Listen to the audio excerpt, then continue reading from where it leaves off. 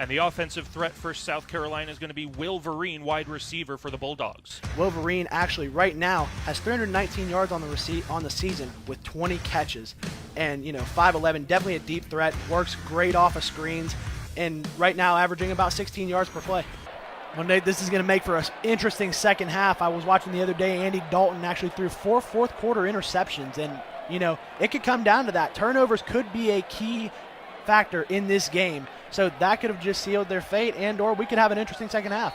Walk us through that crazy first half that we just had.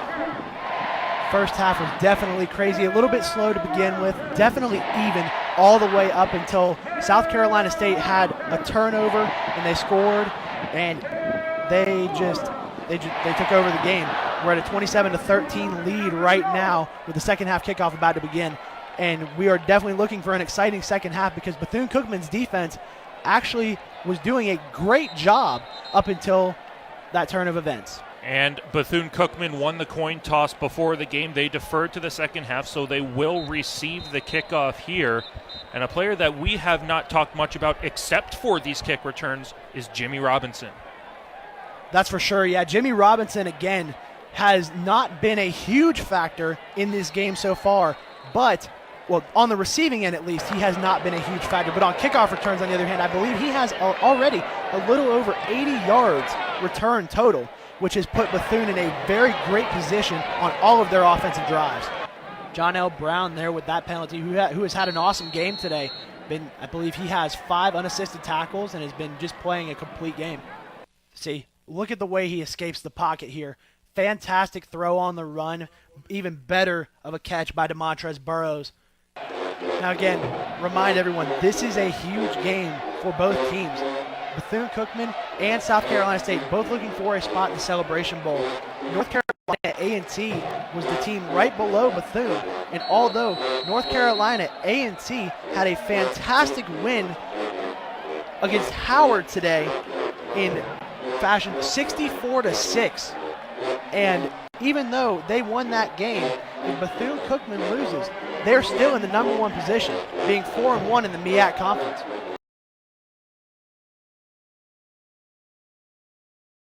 That was a great defensive play by number 21 who was on the bluff blitz and called out directly where the pass was going to go. Great defensive effort by Bethune-Cookman. I believe it's an illegal substitution.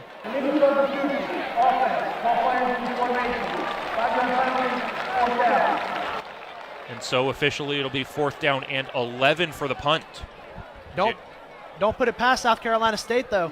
Last time on 4th and 11, they went for that fake punt and converted. So Bethune-Cookman's got to keep a close eye here because, again, they're pulling everything out of their bag to win this game.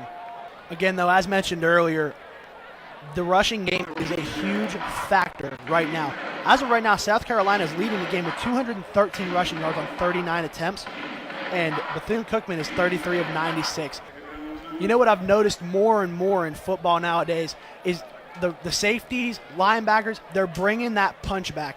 They run around whoever has the ball and are physically trying to punch that ball out. If you watch any game in the NFL or even at the D1, higher D1 level of the NCAA, you notice coaches are pushing players harder to get that punch.